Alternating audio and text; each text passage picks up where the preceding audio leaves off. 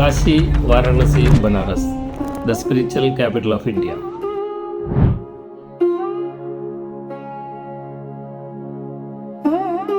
വാരണസി ഗംഗാനദിയുടെ തീരത്ത് ഉള്ള ഒരു നഗരമാണ് വാരണസി. വാരണസിയിൽ ഏകദേശം 88ഓളം ഘാട്സുകളുണ്ട്. കാശി വിശ്വനാഥ് ടെമ്പിൾ വരുന്നത് നമ്മളുടെ ഈ ഗംഗയുടെ തീരത്ത് തന്നെയാണ്. കൂടാതെ ഏറ്റവും ഫേമസ് ആയിട്ടുള്ള ദശാശ്വമേധ് ഘട്ട് ഗംഗാരതി, അവിടുത്തെ വൈകിട്ട് നടക്കുന്ന ഗംഗാരതി വളരെ ഫേമസ് ആണ്.